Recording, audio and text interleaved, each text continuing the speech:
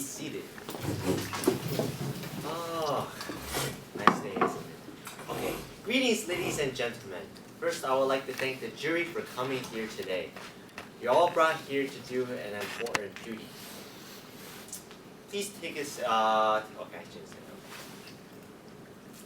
that. As members of the jury, you have a duty to determine if the defendant is guilty or innocent. You have a job to not be swayed by sympathy or by prejudice, and your verdict must be based solely on the evidence provided to you.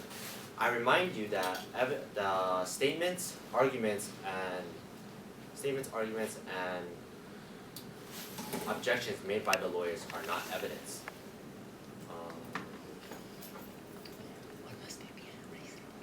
One must be on a reasonable doubt to claim that the defendant is guilty.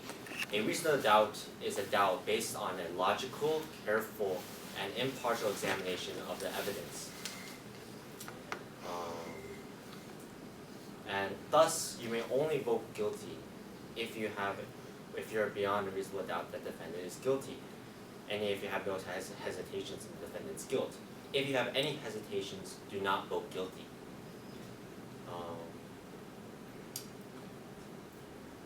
As a reminder,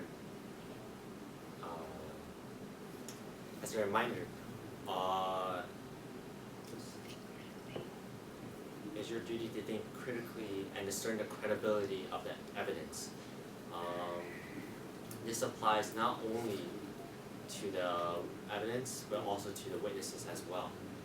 When listening to their testimonies, I advise you to ask yourself several questions. Is the witness credible? Does the witness have a bias towards the prosecution or the defense? Does the witness have a good memory? Do the statements provided by the witness align with the other testimonies provided by the other witnesses? I remind you that the burden of proof rests upon the prosecution. The prosecution must prove beyond a reasonable doubt that the man in front of us, Pierre Meursault, is guilty of the crimes that I will now describe. Monsieur Meursault, on a hot summer day, went to the beach with his buddies Raymond Synthesis, Masson, and his girlfriend Marie, where they encountered a group of Arabs. Is that correct? Yes. The encounter soon turned hostile, and the Arabs soon slashed Raymond across his arm and mouth several times. In response, Meursault and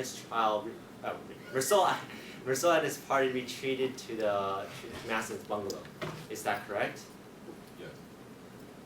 Now, the situation could have ended right there. However, Meursault decided to seek out the Arab who stabbed Raymond.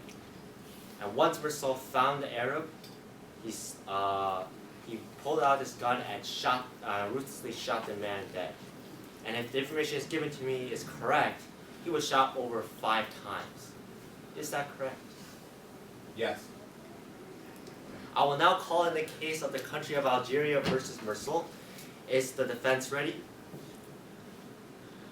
Is the prosecution ready? The prosecution may begin first.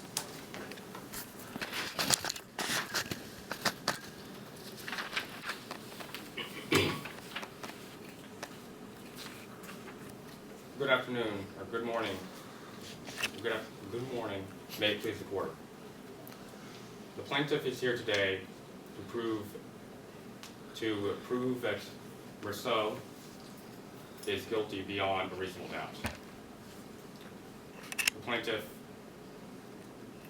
will Pierre Meursault is somebody who lacks a great deal. Lacks a great deal of empathy. Pierre Meursault lacks a great deal of empathy, showing his danger that he can present to society. During this lack of empathy is shown more than just in the actions that he took against the Arab. It started spiraling out of control when he moved his mother from to the old age home in Marengo. During this, he used to live with her, but after he couldn't financially support her anymore, he moved. He moved her to the old age home of Marengo. And the defendant will use this as an excuse as to why he did this move, but he clearly showed no consideration for her feelings in this situation. Thomas Perez will testify, a good friend of hers, that she was depressed about her son moving her like that. Despite this depression, he did not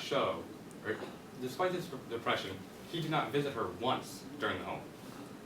This shows a clear lack of empathy towards his own mother. When his mother died, and her funeral was held on August 9th of 1941, he visited the funeral. And in this, the director of the Old Age Home Marengo will testify on his uncaring nature that he had before the funeral and during the funeral. After this, he didn't seem to care at all, as if his life had changed, but none. And he went to the beach one day on the same summer that his mother had just died. He met Masson Lambert, who will testify on how he seemed indifferent towards right before he had killed the Arab, as if it was just a random act of violence. There, the examining magistrate as well will present on how the gruesome way in which he killed the Arab, shooting him once and then 4 more times after. The plaintiff will show how Marceau is a danger to society because of his uncaring nature and because of his lack of empathy towards other people. This is a danger to society, and I believe, and the plaintiff will show how he should be proven guilty. Thank you. Repeated. So is the defense have your first opening statement? Good morning. My name is Rosalie DeBoy, and I'm here to represent Pierre Marceau.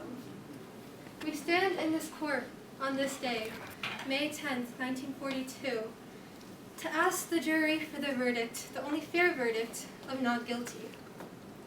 Pierre has been wrongfully accused of murder. This is a simple case of self-defense. The Arab men attacked and followed Pierre and his fellow companions, and they held knives. The prosecution hopes that his witnesses will prove that Pierre is actually guilty. However, Pierre is a simple and moral civilian. He respects others and he cares for others. The prosecution has forgotten that Pierre has several acquaintances and allies that can prove his true nature, his true caring nature. The defense today in this hearing will call upon 4 witnesses. Our first one will be Celeste, the owner of Celeste Diner. And the owner of this diner is a true ally of Pierre, and Pierre is a normal and loyal customer of this restaurant. Our second witness will be Salamano, the Georges Salamano, who is the friendly neighbor of Pierre and will attest for his kind nature and for his nature that always talks and communicates with his neighbors. Our third witness today will be Miss Marie Cardona, who will attest for his attractive nature. And our key witness, our final witness today, will be Raymond Sintes. And he will explain what truly went on that day, that blistering hot day on August 19th, 1941. We ask the jury once again for the only clear verdict of not guilty. Any verdict otherwise will be a failure in this court. Thank you. Man over there, Raymond, no smoking. Alright. Prosecution, you may call your first witness. I I call upon the director of the Old Age Home in Marengo. I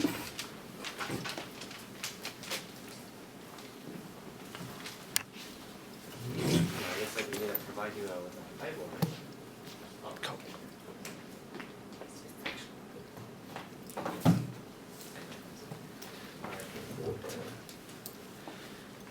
You swear to tell the truth, the whole truth, and nothing but the truth, so help my God. Yes, I You may be seated. Could you please state your name for the court? My name is Louise Martin. What is your current occupation? I am the director of the Old Age Home in Marengo. And where do you currently live? In Marengo. And how do you know Pierre Marceau? Pierre Marceau had his mother in our old age home. How long has Madame Marceau been in this old age home? It's been quite a few years now. And how often did Marceau visit the home to see his mother? Very rarely. How did Marceau feel about her son never visiting her? She was extremely disappointed and she felt really isolated And when did Marceau finally visit the home? at her funeral. How did Marceau act? How did Marceau act when he arrived? He didn't seem very bothered by the fact that his mother had just passed away. He wasn't mourning at all. And he was very disrespectful at the vigil as well. He didn't seem to be the proper, he wasn't mourning in a way that you would expect. And how did you feel about all this behavior of his? It was extremely shocking and surprising and not something that anybody would have anticipated. Is there anything you noticed about Marceau that was surprising to you?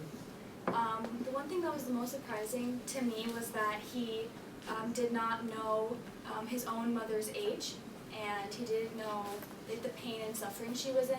He was unbothered by that. And from how Marceau acted during the visit, do you believe that it's possible for him to cause more damage than he did in here? If a son can't even understand the feelings of his own mother, then I believe that yes, he can cause more damage than he has already. Thank you. Is that all? Yep. No further Defense, questions. do you have any questions?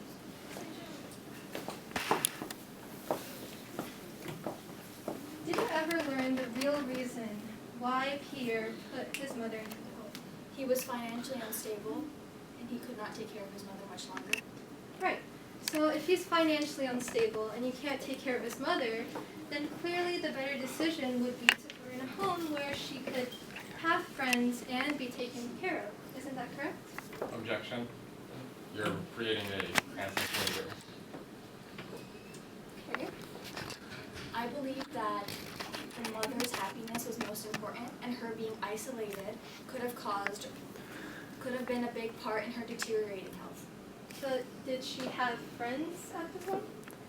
She was very quiet. She didn't talk too much. I'm not aware of that. Okay. My next question is, I think in your affidavit you mentioned that the caretaker told you that Pierre was smoking and he drank coffee during the vigil. Yes. Did he ever mention that he also smoked with Pierre? Yes, he mentioned that to me. Okay. And this was at his mama's vigil, right? Yes. Okay. And you also said just now that Pierre didn't really show any emotions at his mother's funeral, and he seemed very indifferent about it. Now, most people at someone's funeral, especially a loved one, would cry or sob or, express their emotions, but Pierre didn't. Yes. Just because he doesn't fit into the normal societal norms, do you think that he doesn't love his mother, or he didn't feel any emotions of grief during this time period? He showed it by his actions. He never came to visit his mother, and when he came, he was smoking next to her casket. He was drinking coffee. He was least bothered. He didn't even pay his respects before he left. I mean, I can say that people can have different ways to express their griefs, he just doesn't fit into our normal society, and because of this, people are targeting him just because he doesn't express his emotions physically. That's all I have to say. Thank you. Does the prosecution have any further questions? Yes. Marceau did smoke during the vigil, yes? Thank you, that's all. That's all? No more questions? But along with Marceau, didn't the caretaker also smoke with him? Alright, final questions? No more questions? Do you believe that because the caretaker smoked with him, that invalidates his own actions? No more? Alright, witness may be excused. Prosecution, you may call your second witness. I call Thomas Perez to stand. I need help getting up. I'm old. Anybody need help? Thank you. Oh my goodness. Okay. Oh, I'm sorry. You're good. No smoking. Yeah. Sorry about that. Okay. Thank you.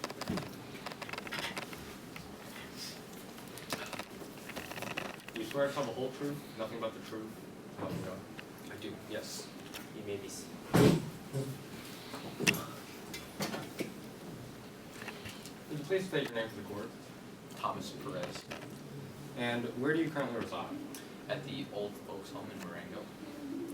How did you first know Marceau? I learned when his mother was put in the home, and we became pretty close, and she would often talk about him. So you would say you were close to Marceau's mother? Yes, I would say that. And how often would she talk about her son to you? Well, especially when she first arrived, it would be very frequent. She would not stop talking about him and how she wanted to leave. And what should she often talk about in these conversations? She talked about her son, how she liked things better the way they were before, and how she was having a hard time adjusting to this new place. How do you feel about Marceau not visiting her mother once during the old age home? It's very disheartening, very saddening. You know, I think that it's a son's duty to visit his mother, to take care of his mother the way she's taking care of him, and he did not show that whatsoever. When did you finally get the chance to meet Marceau? Well, I've never formally actually met with him, but the first time we were face to face was at the funeral, but it was a difficult time. And how did you keep up with the rest of the group at this funeral? I had to take shortcuts. I knew the area kind of well, so I'm not the fastest, most agile, so I had to take shortcuts to keep up with the group. Did Marceau help you? No, he did not help me, and he did not offer me help when I was struggling to keep up in the first place. And how did you feel throughout all these shortcuts and trying to catch up with the group? Exhausted. The only thing that was keeping me going was the fact that me and Madame Marceau were so close. And how did Marceau act at this very funeral? Well, I couldn't really see much, if I'm being honest. I was blinded by the sadness. But do you believe that he was grieving as much as you were during this time? You know, if he was grieving as much as I would have noticed. And what do you think this shows in Marceau's character? To be honest, the lack of visiting and, you know, the kind of quiet nature at the funeral, I would guess that he's not a very well person. No further questions. Does the defense have any questions? I would like to say that this case is about the murder of an Arab man and not about his lack of emotions, visible emotions, during his mother's funeral. But on top of that, at the funeral, you did say in your affidavit, which you wrote under oath, that while walking, you were sobbing, you were crying, your eyes were filled with tears, and you had to take the shortcut, so you had to leave the group. Is that correct? That is correct, yes. Okay. So if you're away from the group and you can't really see that well, no offense, how exactly do you know what's happening to Marceau? Like, how do you know if his emotions are visible on his face? It's true. I don't entirely know. It was more of an assumption because because, you know, if with my mother died, I would have been probably sobbing and screaming. So that's just more of an assumption. I would like to highlight the fact he did say assumption. My other question is, just because you didn't hear him sobbing or you didn't see him crying, does that mean that he... It's not, no. And my last question is, just because he's not visible. Not by that alone, no. Thank you. No further questions. Alright, prosecution, do you have any questions? From this discussion about how you couldn't exactly see, but you could imagine how you would feel if your mother died, wouldn't you say it's more of an inference from your own personal experience? Yes, I remember my mother's funeral was a very sad day. I could not contain myself. No further questions. No further questions? An inference does not make it a fact. And as long as it's a fact, as long as it's not a fact, means that it's not evidence. And therefore, I would like to say that this inference has no impact on the real case, which is not even about his mother. Thank you. The inference does support the uncaring nature of Marceau and therefore can affect how he acts in society, which is an important factor in this case with how to kill somebody. Do you have anything to say to that? Okay. Alright, witness, you may be excused. Can I get a little bit of help? What a kind gentleman. And can I have a seat, please? Thank you.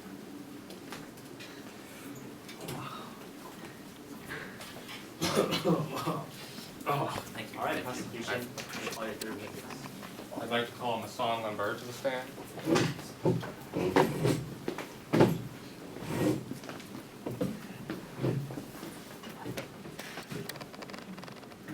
You swear to tell the truth, the whole truth, and nothing but the truth, so help me God. I do. You may be seated. Could you please state your name for the court? My name is Masson Lambert. And where do you currently live? I live on the outskirts of Algiers in a little bungalow. When did you first meet Marceau? I met him on the day of the alleged crime, and I can say it was quite a beautiful day. And how did he act during the stay at the beach? He was more reserved.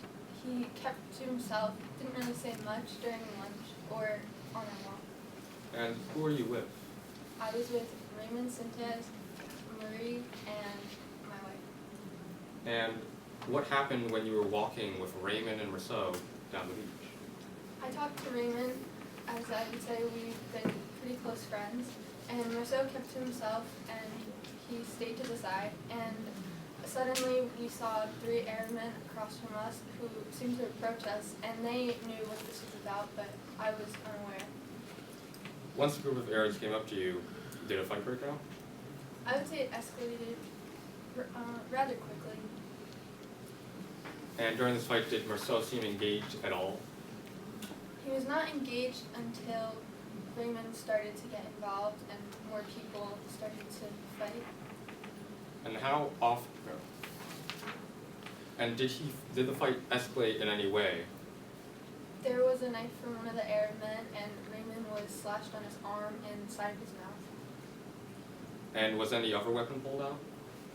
I did not see any other weapon at the time, because once Raymond was injured, I took him to the side and went to the doctor. Are you sure no weapon got pulled out before that? I did not see.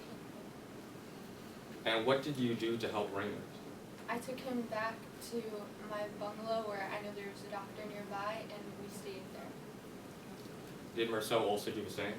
He did follow us, but he seemed rather intrigued to go back to the beach, but I did not follow.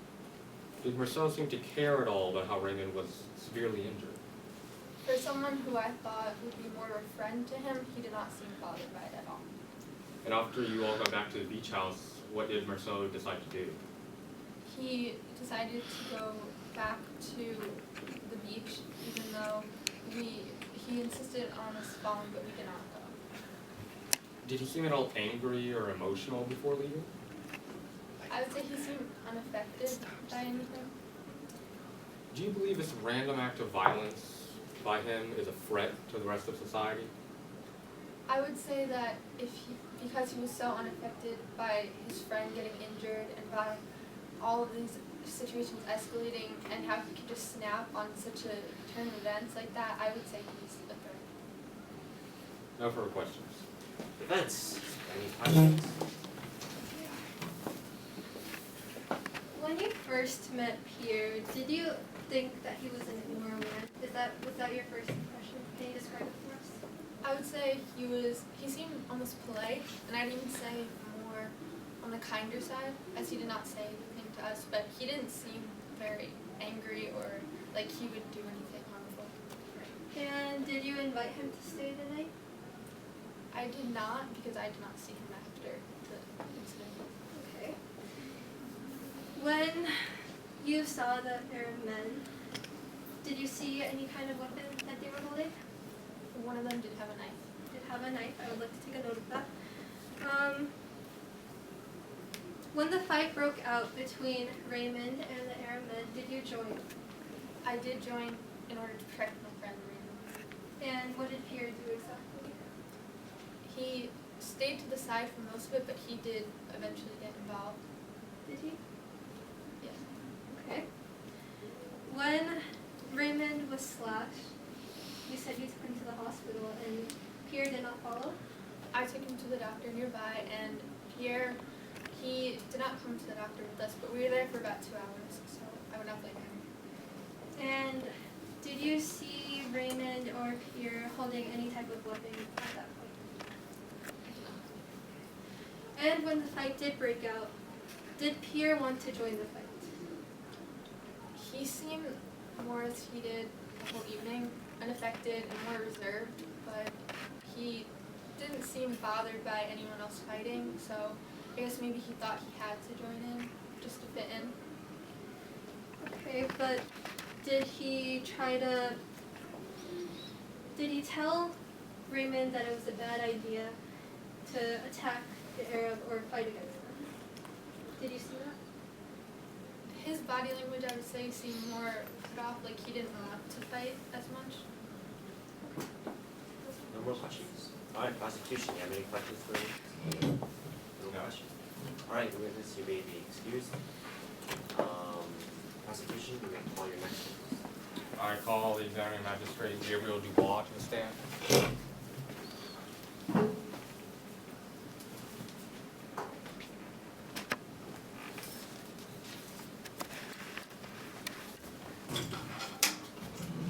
You swear to tell the truth, the whole truth, and nothing but the truth, so help you God? I do. Alright, you may just. Could you please state your name for the court? My name is Gabriel Dubois. When did you first meet Pierre Marceau? Around a week after he was arrested, I was supposed to question him as the examining magistrate on some of the odder details of the case. What was your initial impression of Marceau?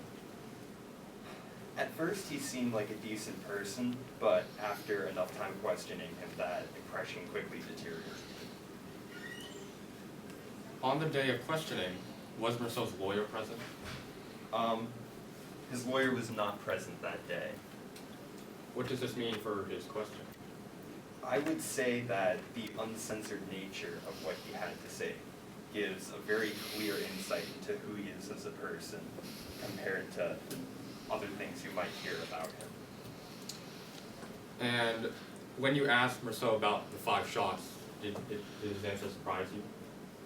Yes, he told me that after the first shot, there was a pause before he fired the last 4 shots. And most of his story to me seemed to indicate that it was more a random thing and that it was not out of violence and that was not intentional. But the fact that he chose to take those 4 shots after he had already killed the man shows much more brutality than that would suggest. Did Marceau give any reason for his pause and the 4 additional shots? I pressed him multiple times about it, but he refused to give any sort of answer. He merely sat there expressionless. What did you do to combat this devilish nature of his? I tried to explain to Mr. Rousseau that God would forgive anybody if they turned to him. Did Rousseau open himself up to you after this? Despite talking to him for quite a while about it, he refused to even acknowledge God was real. I asked him many times, and every single time he told me he did not even believe in God. After this first line of questioning, how did you feel about Rousseau? I mostly gave up faith in him entirely. You know, I've questioned so many people in this line of work, and every time, even the most brutal criminals have been able to turn to God, and I've been able to see some light in that. But Rousseau has making a choice I've never seen before, and I see no hope for him. No further questions. Defense, any questions?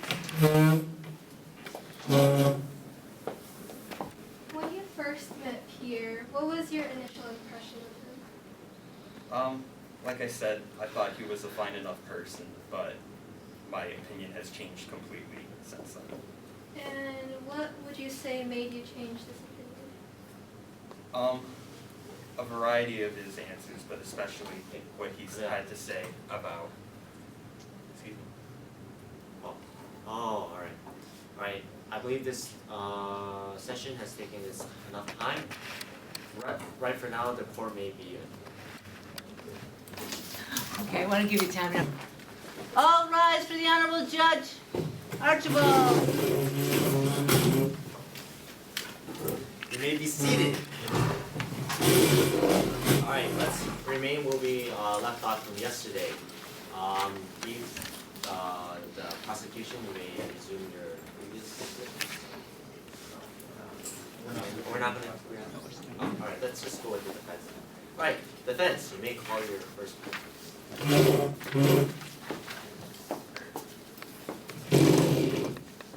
Hey, you over there. Get your seat. Sit down. Alright, now. I would like to call upon to the stand Celeste Lofrani.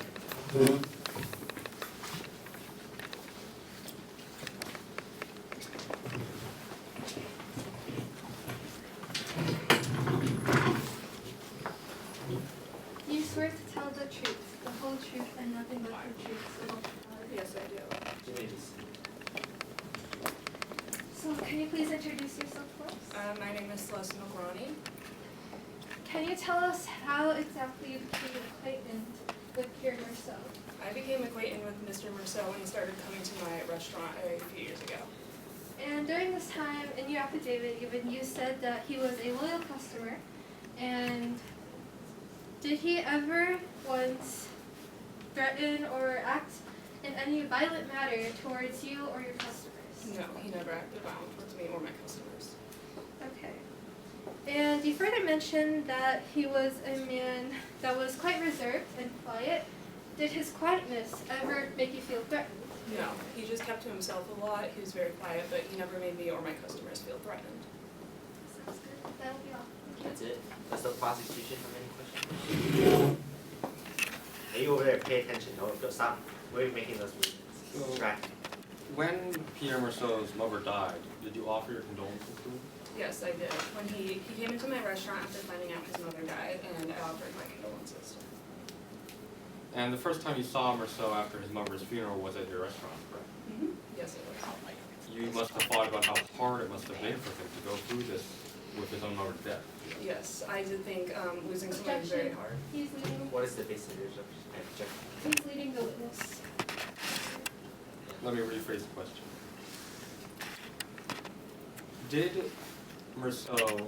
How did Rousseau act when he, from his own mother's death at the restaurant? After his mother's death, all he did was he came in and he asked for coffee and food, but he didn't seem to be necessarily grieving in a normal manner. But I thought he acted very calm and collected in his usual quiet self. And did you ask how he felt about this? Yes, I did. I asked how he was doing, and he just ordered food and coffee. So that's how you responded? Yes. That'll be all. Alright. Defense, you may want to answer any questions? No questions? Alright, you may, prosecution, no more questions? No. Alright, you may be excused. Alright, defense, you may call your second witness. I would like to call and stand Georgia Salvo.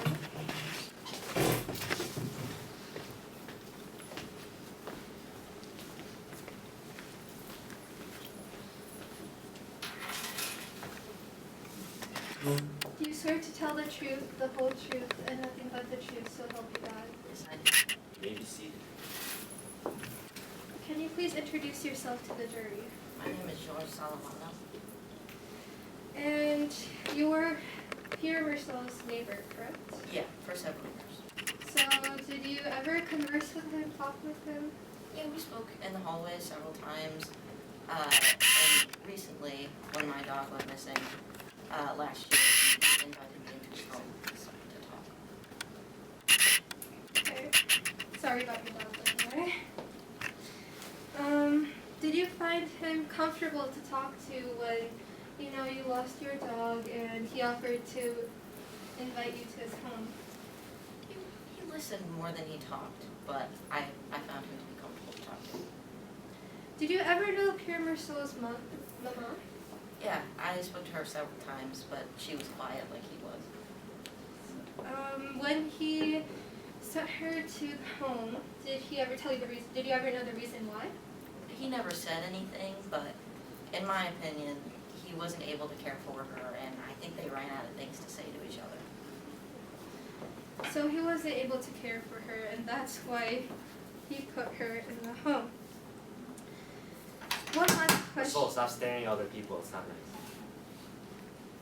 Marceau, pay attention, look at the front of the court. Pay your respects to the witnesses and the judge, please. One last question. How would you describe your relationship with your dog? I'm sorry if this is difficult for you. Excuse me. Take your time. It was complicated.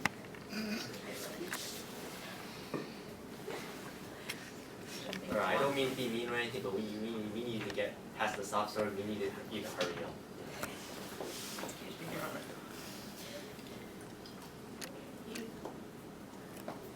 It was difficult, but we went on walks every day, twice every day.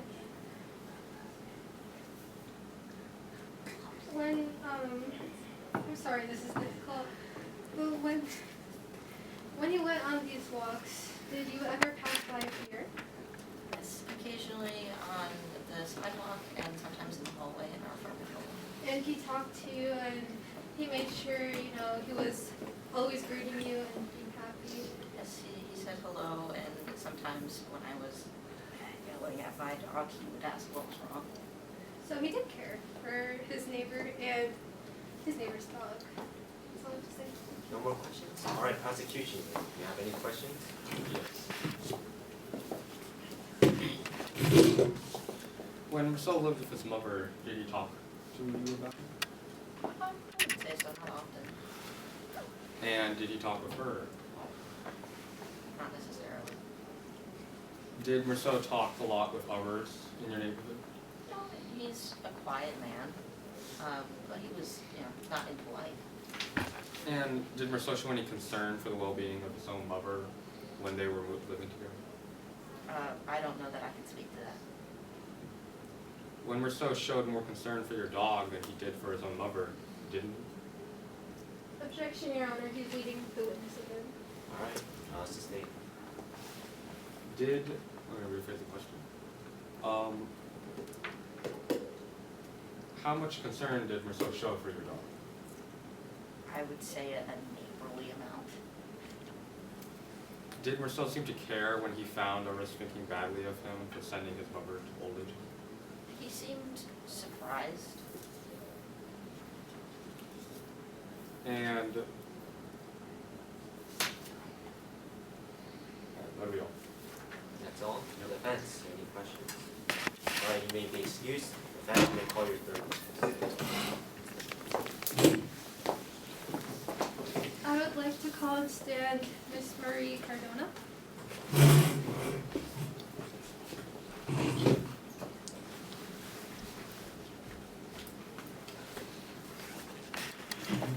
you swear to tell the truth, the whole truth, and nothing but the truth, so help you God? I do.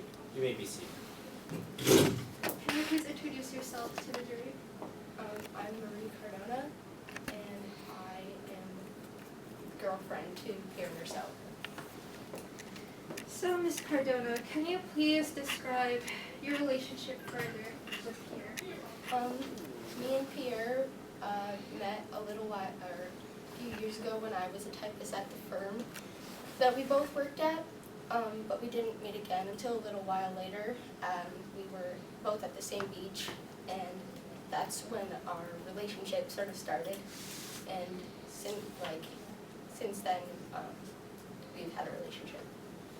On that day you guys met at the beach, you mentioned that you went to go see the movie Fernando together. And you realized that Pierre was wearing a black tie, and you asked him if he was mourning, and he said yes. Did you find him immoral just because he wasn't expressing the normal emotions that most of society would express when their loved one died? No, I think that a lot of people grieve how they grieve, and we don't always show the same emotions that people expect us to. So yeah, I would not consider him immoral. I think he just grieves in a different way. So just because he's a little different from the rest of society doesn't make him a bad man?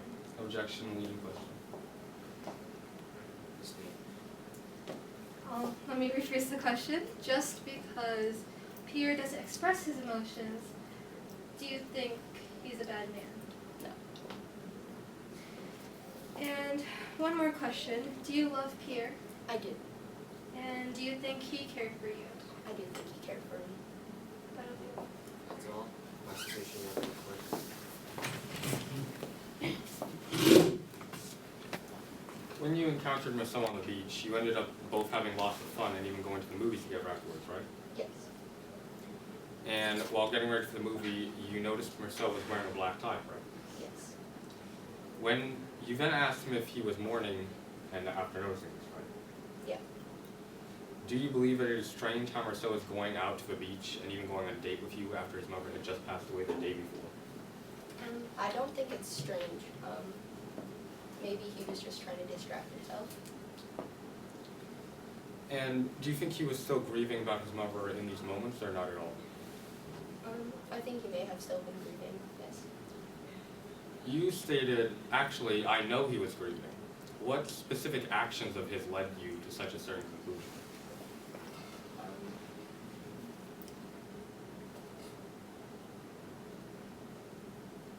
not sure. Would you like to move on? Yeah. Alright. You were at Marcel's apartment for lunch one day and asked him if he loved you, correct? Yes. How did he respond to this question? He said he was indifferent to it, and he said that he didn't think he loved me. Right after this, a fight between a woman and a man broke out in the apartment building, okay? Yes. You were telling Marcel to call the cops, but did he do this? No. And did Marcel make any attempt to stop the fight? No. After the fight was finally broken up by a police officer, could you possibly have eaten lunch after that horrible event?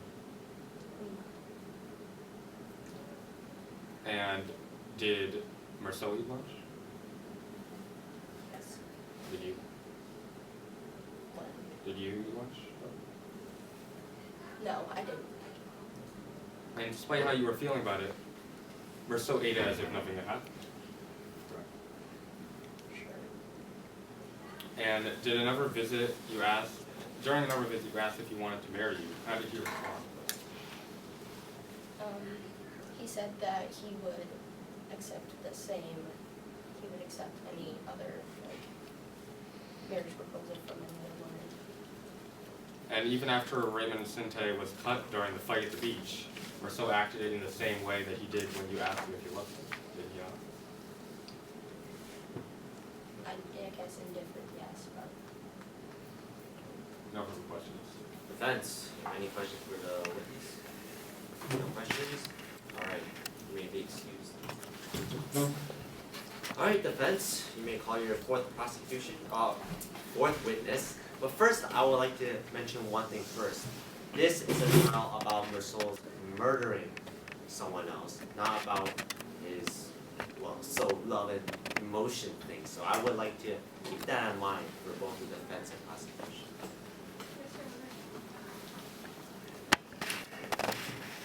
Call your fourth witness. I would like to call on the stand Raymond Sintes. How you doing, Masal?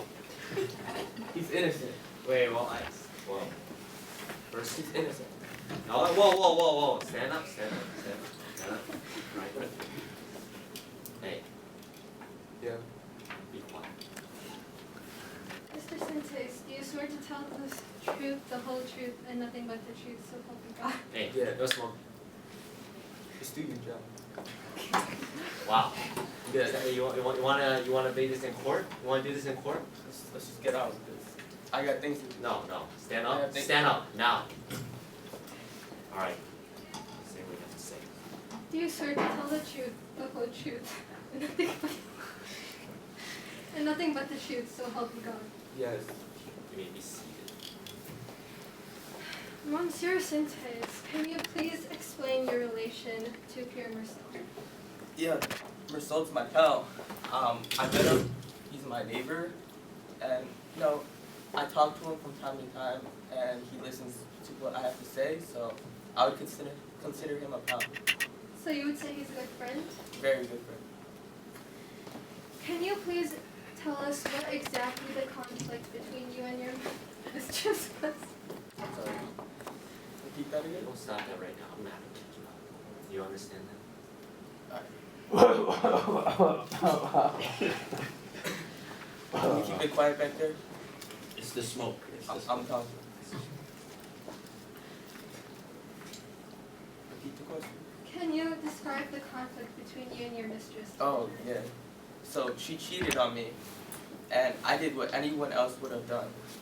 Alright, I got mad, and I wanted to punish her. It's funny. But she cheated on me, and that's what led to everything. So clearly the only reason behind why he punished her in the first place was because she was cheating on him. Yeah. Did you invite Pierre to Masson's bungalow during the summer? Yeah, I did. I told my son all the great things about Mersault, and he wanted to meet him, so I said, why not? The day you went to the beach, August 19, 1941, can you describe the weather first? What was it like? It was a very nice day. It was extremely hot. I just remember the sun. It was very hot. Very hot. So when you were walking on the beach, who were you with? I was with Mersault and Masson. Okay. And as you were walking, did you see the Arab men? Yeah, they were approaching us. Right. And while you were going to the beach and at the beach, would you say were they following you? Were the Arab men following you? Yes, they actually followed us all the way from the bus station to my pal Masson's beach house. Oh my gosh, okay. And what exactly was the So connection? they were looking for trouble. Let the Alright, defense alright, finish alright. speaking before you Okay. speak. I wasn't Do you know finished. do you show any respect in court? Do Alright, you show any respect in court? No? keep going, keep going. As you were going to the beach, okay, can you please explain the relation between the Arab men and your mistress? Is there a relation? Yeah. So one of them was my mistress's brother, and apparently he didn't like how I punished her, even though she cheated on me in the first place. So I think he was angry at my actions. So you would say there was a motive behind the following of the Arab men? Yes. And what exactly happened when you saw these men on the beach? Were they armed in any way? Could you just describe exactly what happened? So there were two of them that were approaching us, and we came up to them, and they actually attacked us first. So that's why I started laying a beating on one of them. I knocked one onto the sand. He was face down on the sand, Alright, and one of them came up behind me and actually slashed me on the arm with a knife.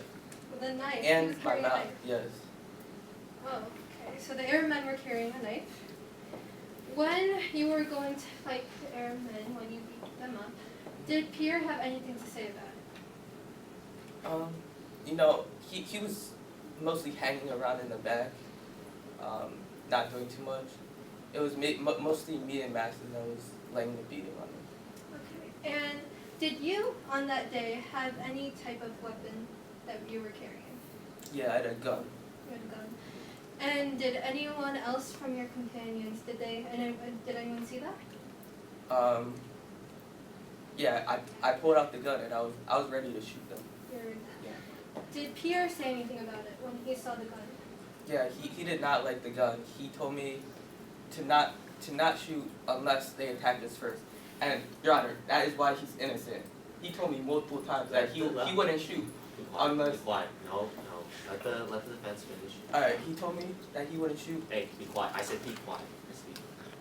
Your Honor, could you please She asked me a finish your question.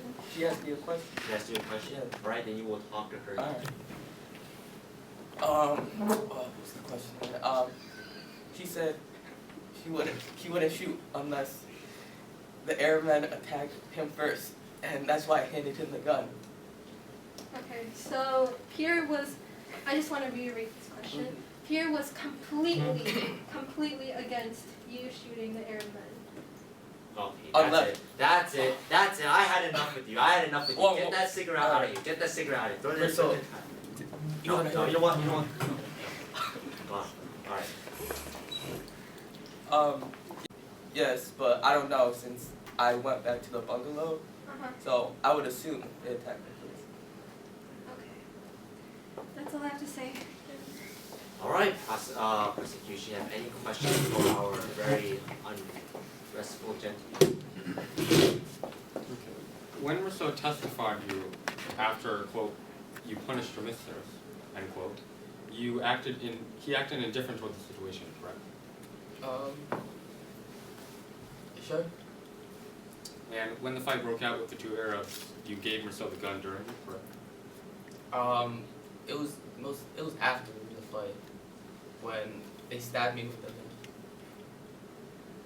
After you went back to the bungalow, Rousseau still had the gun? Yeah. And you remember Rousseau saying that he would not shoot unless a knife was drawn on him, correct? He said that 2 times.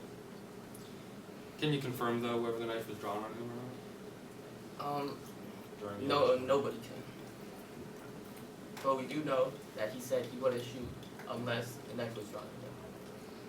But you cannot confirm that? No, I can't. Or was it- But No further questions?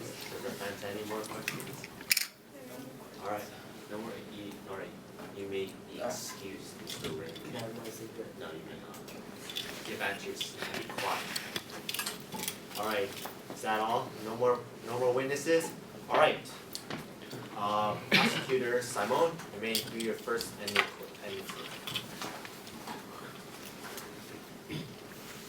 Your Honor, the plaintiff thanks you for being here during this time throughout the trial. It's the plaintiff's responsibility of the burden of proof to show how Rousseau is a danger to society and how he committed the murder. This atrocity of a murder is made worse by his indifference towards the Arab. We first heard from Louis Martin, the director of the old age home at Marengo, about how Rousseau's disrespect during the funeral and during the vigil against his own mother. Thomas Perez attested to this, stating even that his mother, Madame Rousseau, had been depressed after the move to the old age home at Marengo. And despite this depressed mood she had, Rousseau did not visit her once, a horrible thing to do. Masson Lambert shows the way in which Raymond was severely injured, and yet he didn't seem to care about that at all. Gabriel Dubois, the examining magistrate, shows the terror by which Rousseau killed the Arab, shooting him 5 times in total. Now, Celeste Macroni, a good friend of Rousseau's, Celeste Macroni, a good friend of Rousseau's, despite being a close person to him, when asked how he was from his own lover's death, he seemed indifferent, saying that he would just eat more, he just wanted more food, which is no consideration at all. And despite how Macroni felt the way in which Rousseau just acted differently than other people, this doesn't take away the fact that he had no emotional impact from his own lover's death. Now, George Solomano, another good friend of his, living in the same neighborhood, we saw how he acted almost as if he cared a lot about the dog, but it doesn't seem like he cared very much for his own lover, which is very ironic, seeing as how he cared more for somebody else's animal than his own lover. Now, we also heard from Raymond Sinte, who testified about how Rousseau helped Raymond Sinte when he hit his own mistress, which for most people would have been a horrible thing to do, and of course they would have said no, but Rousseau said yes. It didn't even seem like he cared too much about it, one way or the other. So being easily manipulated like this is a danger to society. And we also heard from Marie before that on the way in which Rousseau seems to not care too much about how other people feel. He doesn't act like he understands other people's emotions. And he also doesn't seem to have affection for other people in the same way that most would.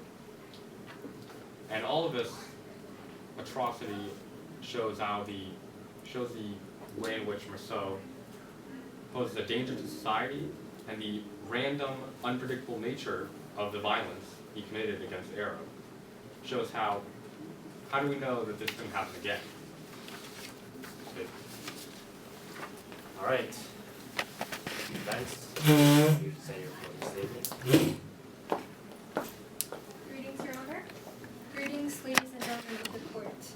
My name is Rosalie Dubois, and I am here again to ask for the only fair verdict of not guilty. Yes, Pierre Meursault is a quiet man, but just because he is quiet and just because he doesn't believe in God does not make him immoral. People assume the worst because of these implications on him. If we are wrongfully accusing him of this murder just because he doesn't believe in God and just because he's indifferent, then what kind of people does that make us? We have to become a more accepting society. This is another case of just simple self-defense. That day, August 19, 1941, it was blistering hot. There was so much heat. His mother had just passed away a few weeks ago, sorry. And he was emotionally driven. This all created a mix of emotions, and the Arab men held a knife against him and his companions. He just acted out of self-defense. Pierre is completely innocent. I hope that the jury takes the correct side and proves that Pierre is not guilty. I hope that we can become a more accepting society. He is not a dangerous man just because he is indifferent. That does not mean he can do this again. It means he is just different from what we think is normal. What we think is normal is that people are expressive of their emotions, people believe in God, but just because he's different does not mean he's a man that is guilty. Thank you, Your Honor. Is that all? Alright. We will now end this trial, and me and the jury will consider the evidence, and I will declare my verdict very soon.